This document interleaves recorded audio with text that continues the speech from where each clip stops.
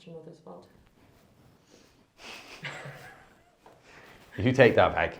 I won't. Welcome to the Laura and Benny show. Welcome, Laura. Welcome, Benny. This is our first week where we've got our guests back in. I'm very excited. A lot of guests. A lot of guests. Benny decided when Benny gets an idea in his head and he runs with it. Like, I think he went away for like 10 minutes and came back and was like, it's full. It's full. The month is yeah, full. fill that up. And April's starting to fill up already for people coming in as well. I'm not too sure when we're going to get time to actually go and do weddings and edit, and it should be grand. There's a lot to do. There's a lot to do. Lots to do. But this week, we've got a few guests coming in, but our first guest for this week's podcast is Celebrant. A Solemniser. Solemniser? What's the difference? Same thing. Different word. Celebrant is actually not a word.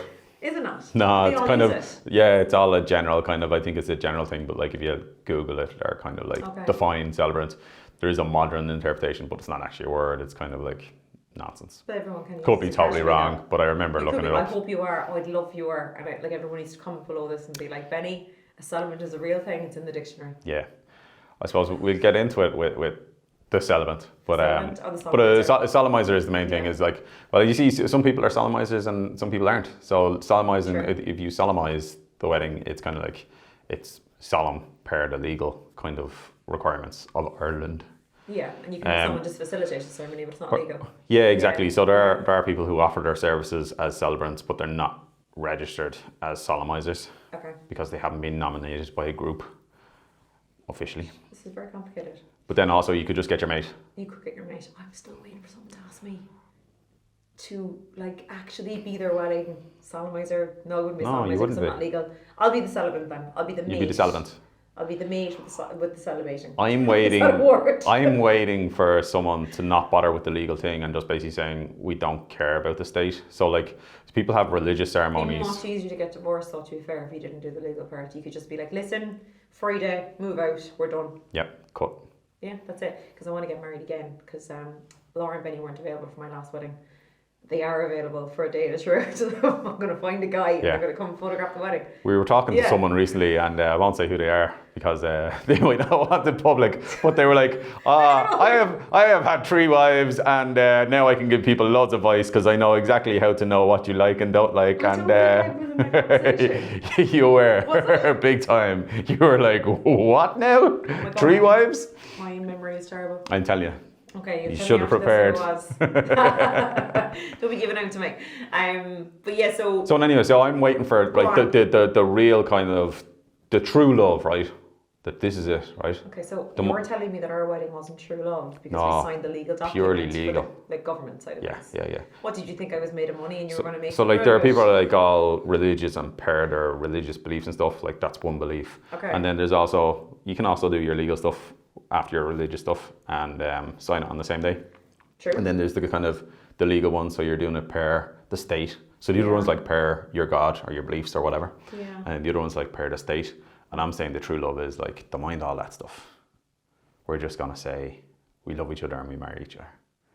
I kind of like that though. It's lots less complicated. There you go. Could be cheaper too. Could be cheaper. No. You still have to have the big party and all the frills. Okay, fair enough. As long as you get to have the party, and the people still get to come and get dressed up, and you really could do what you want. You could even fly a drone in with some rings. Did you see that? I saw it. Yeah. It was good. I've told the videographer he has to get that done by the weekend. Just to fly the drone in with the rings. Easy. Like fly it at the person's face and he has to drop the rings in their hand. It'd be really, really simple. I think the solemnizers, celebrants would absolutely love that if we flew a drone up an aisle and just dropped rings on people. But we are going to like chat away with our guest. I'm not going to say who it is yet.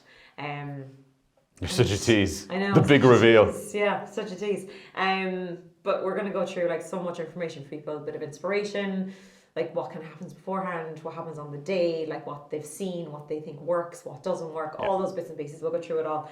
But I just want to have a quick chat with you about it first, because apparently we shouldn't have signed legal paperwork. I've learned that now, that our wedding was not for love, it was just for the government. I learn something new every day from you, in fairness. I'm telling you. But there's lovely bits to a ceremony that, like, one of my favourite things in a ceremony is the aisle walk, in and out, and the music. They're my two, well, that's three things, Laura.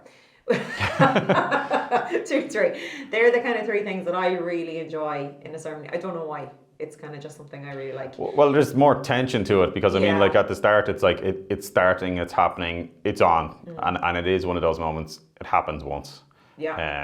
And then likewise. Maybe for us as well though, because it happens once. I'm more kind of like on it and alert in the sense of if I don't get this right. Yeah.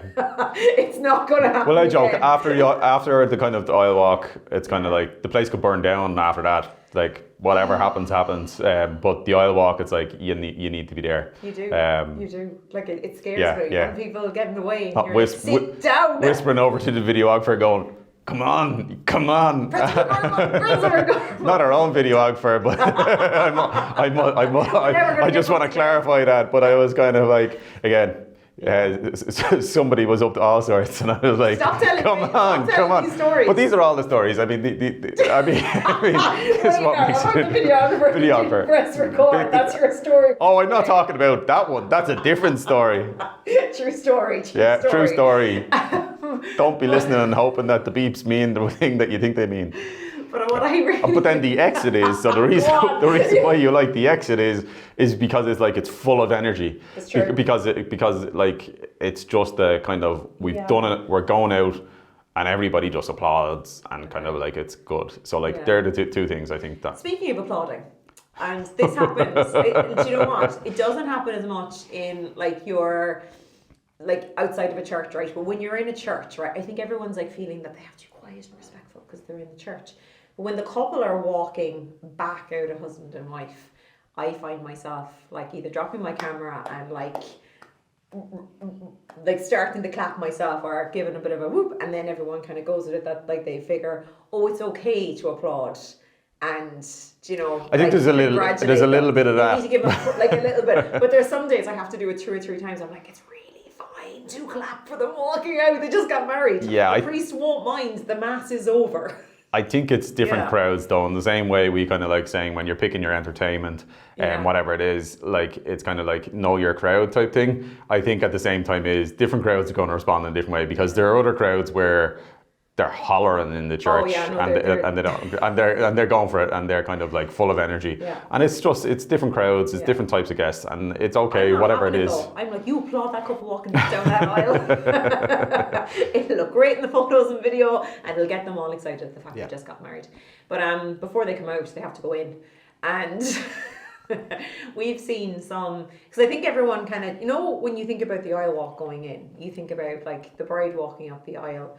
And I think a lot of people, when they think about the aisle walk, they kind of straight away think bride walking up. I'm going to go bride because people think bride walking up. It's disgraceful in this day and age, Laura. It is disgraceful, but this is what comes into people. I'm telling you, the boys are going to sort you out now on the weekend.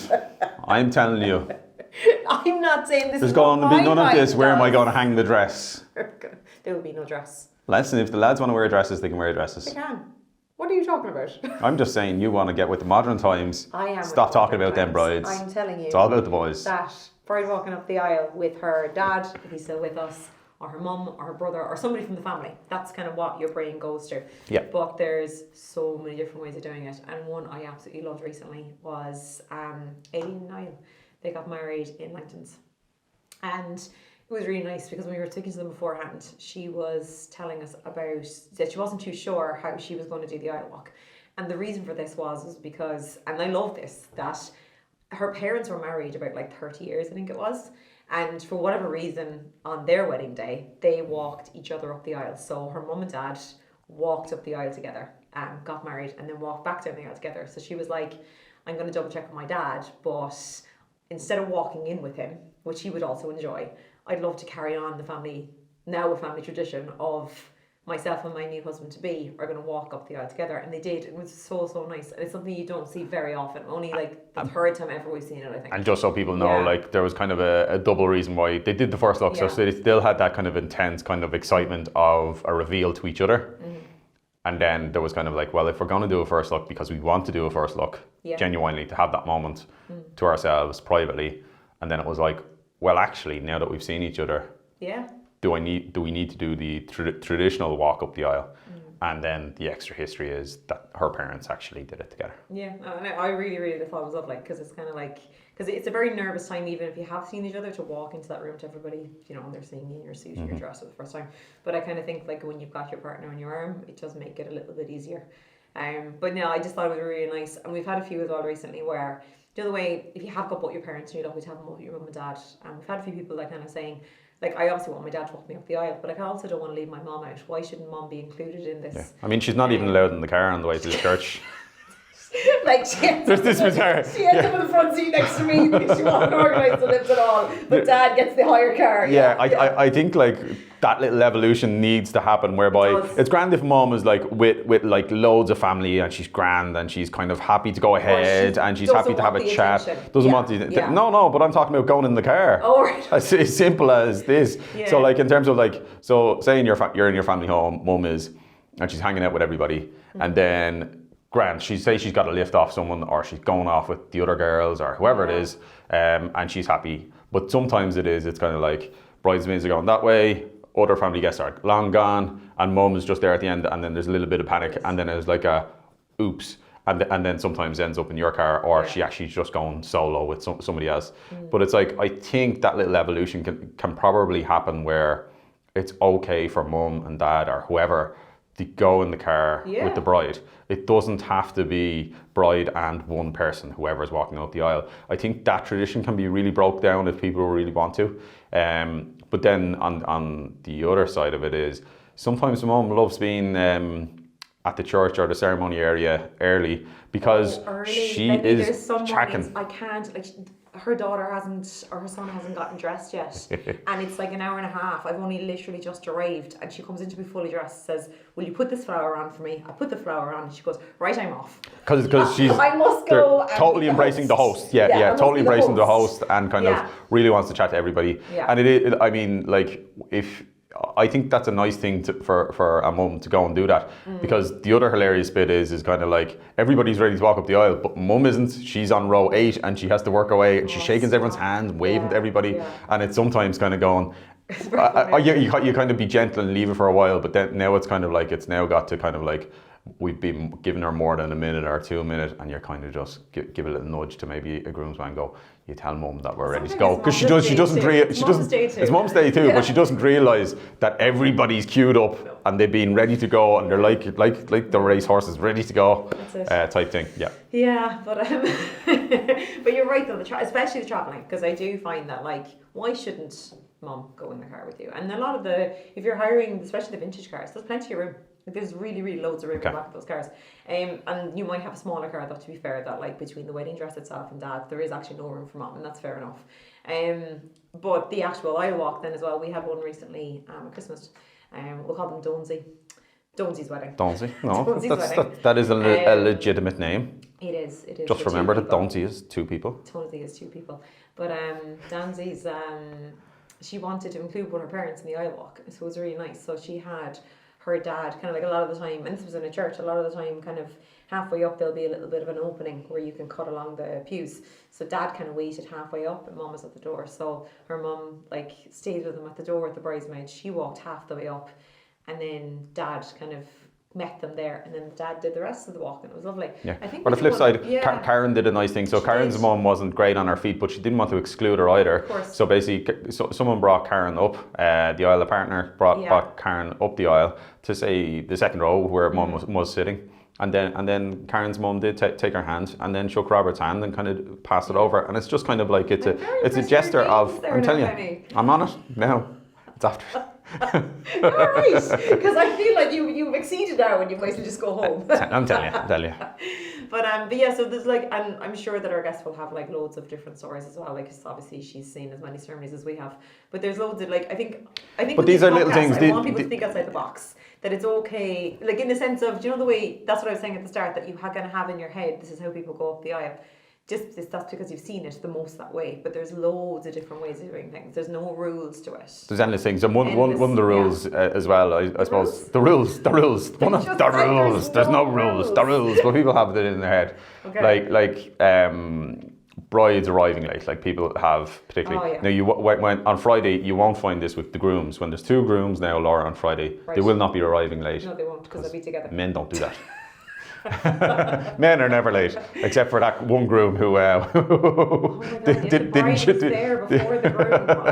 I'm still not getting over that, Benny. Like, the worst part was you ringing me going, listen, I know you're ready, but the groom's not here, so if you could just stall. Like, I'm like, stall? We've left the bedroom. What do you want me to do? Do you want me to puncture the car tire? What do you want me to do? Yeah. But in terms of arriving on time, particularly if people have made plans beforehand, whether it's kind of like just the couple themselves have made a plan because that's the way they want the day to work, or they've made a plan, say, with the hotel or whoever, or they've made a plan with the photographers, videographers as to what slots they are, and they have the intention of the reason why they want things to run at a certain time is because they actually want to have an hour in the drinks reception, or they actually want the band to start at a certain time, or the surprise entertainment to start at a certain time.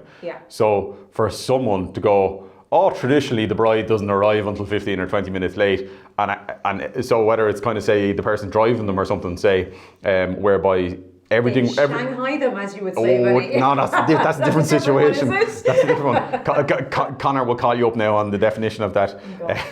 Just showing off all my names now. Connor and G, you see, you remember the names now.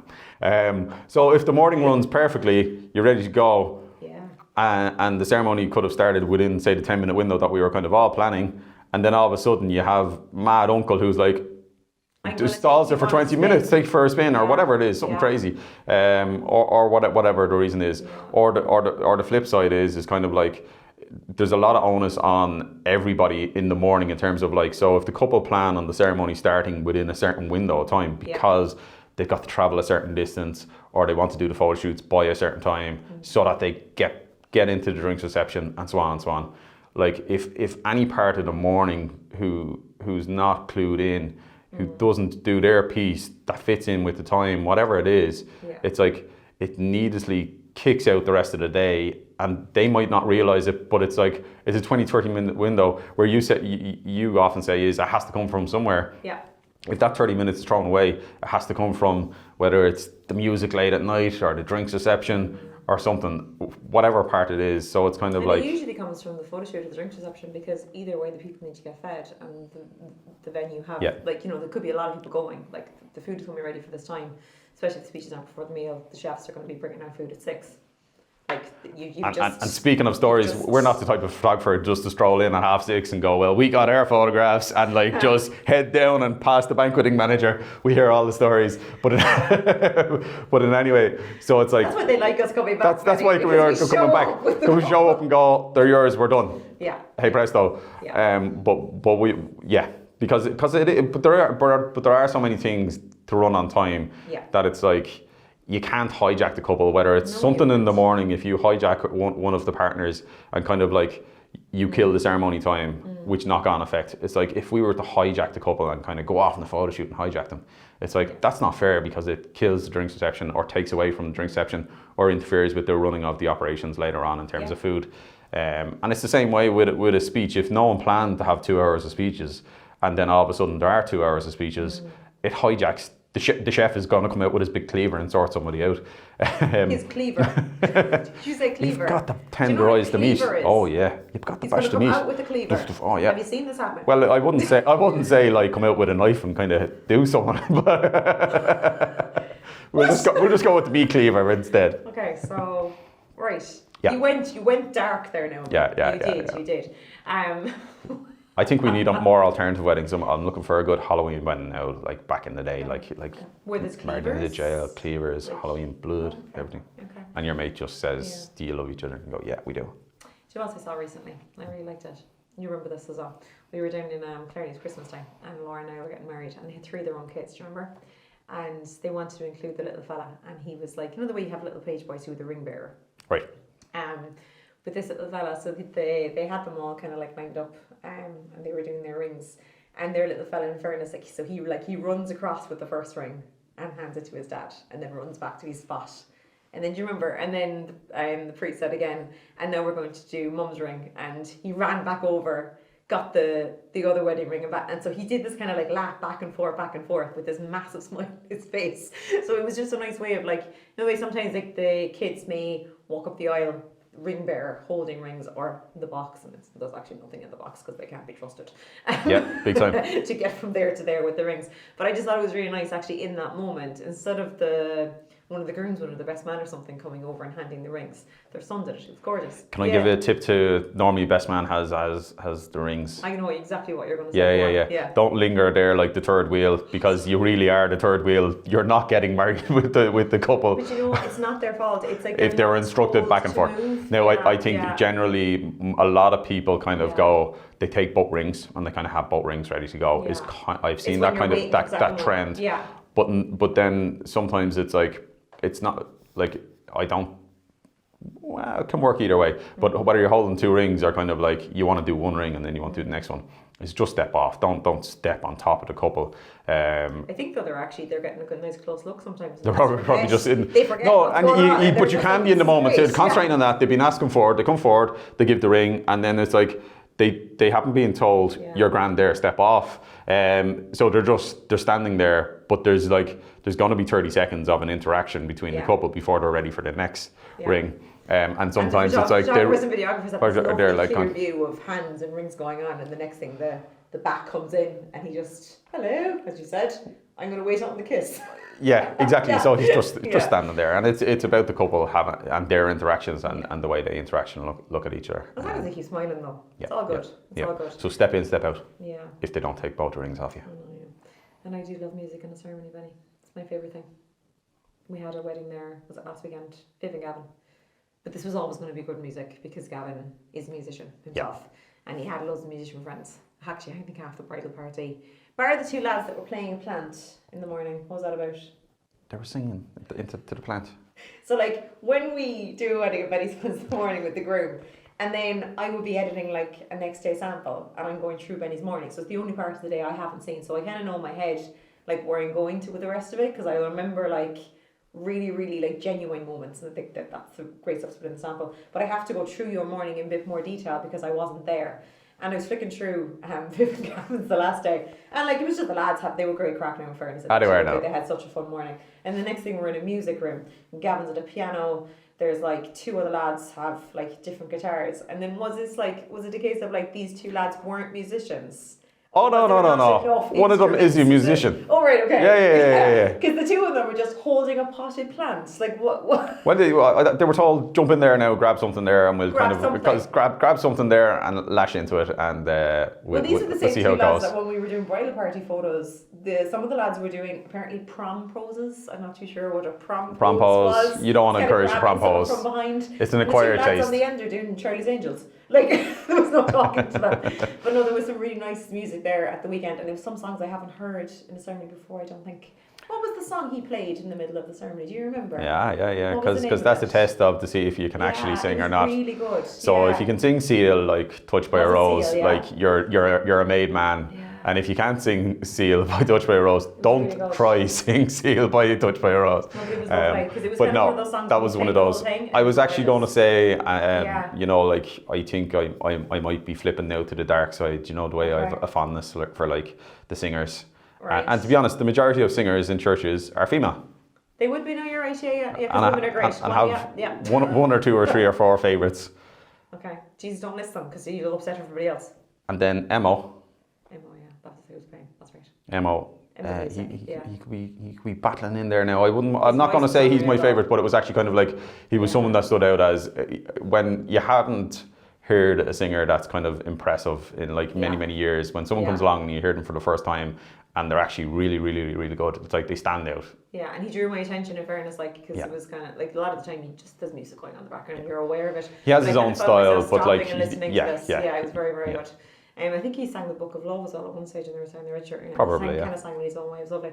But yeah, so I love music in a ceremony. I kind of think it adds to it. But you don't have to have live music either if it's not something.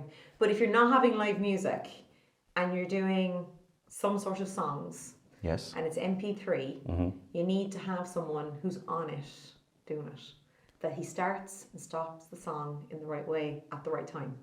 Yeah, so sometimes the hotel volunteer to do it, But it's like, if the hotel are going to volunteer to control the MP3, they, like you're saying, they have to be honest. It is something that's kind of like, it can be done nicely, or kind of, you could get the crank and clack of it stopping.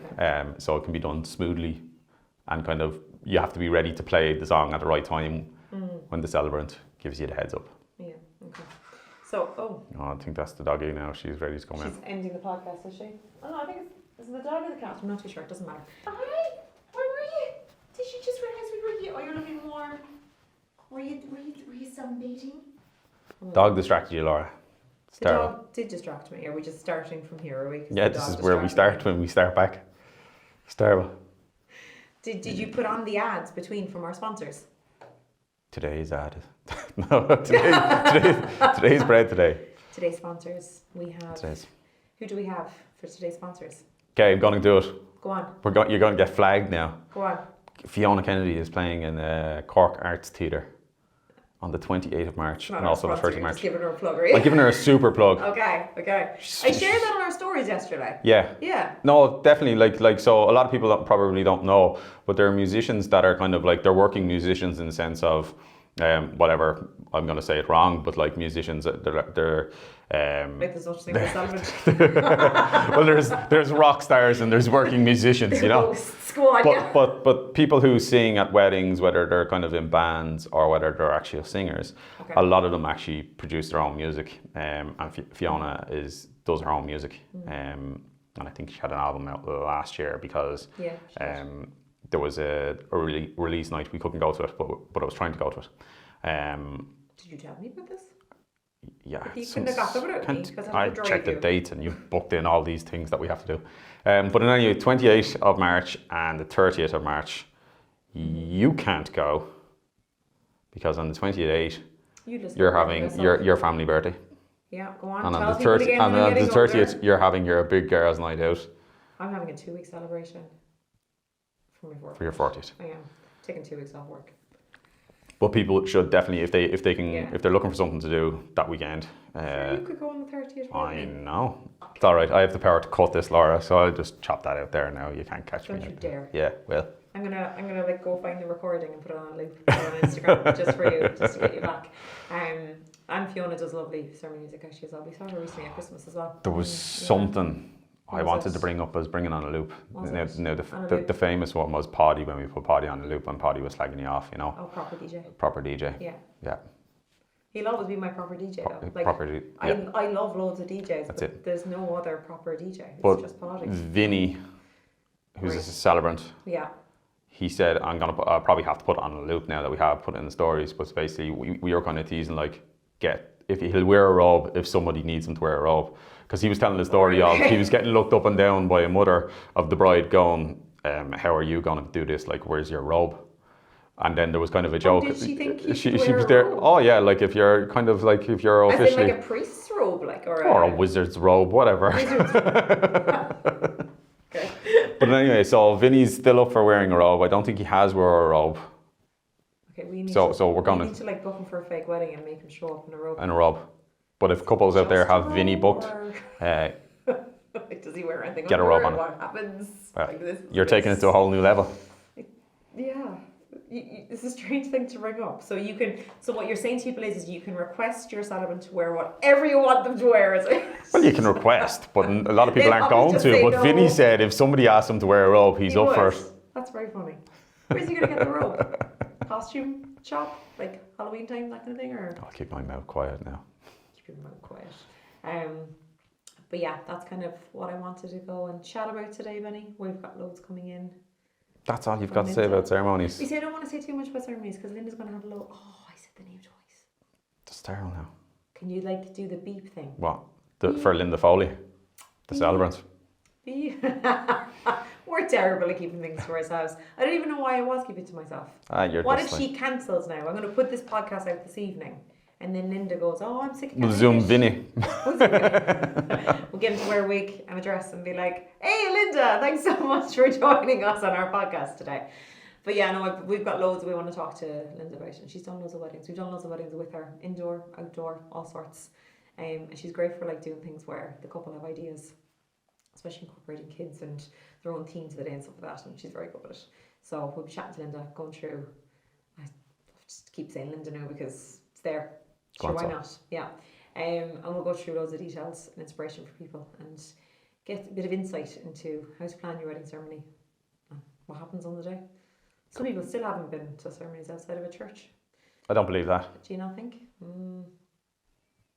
Yeah, but if we weren't wedding photographers, how many weddings would we have? I suppose 2 outside of a church. I'm like, how many weddings have I been to recently? I'm not sure. We've been to weddings outside of a church 2. long before they were popular. Our own doesn't count. I'm not talking about our own. I think we were a bit ahead of it though, were we? About 10 years ago. Going outside the church. Well, at our wedding, to be fair, all of my family. I'm not talking about our wedding. And I am. And then, so all of my family and all of your family had never been to a wedding outside of a church. We were the first ones that did it. But as you know, Laura, we're in the year of the 10th. We're in the year of our 10th anniversary, so that was a long time ago. That's what I'm saying. Do you know, because you're getting old now. I'm not.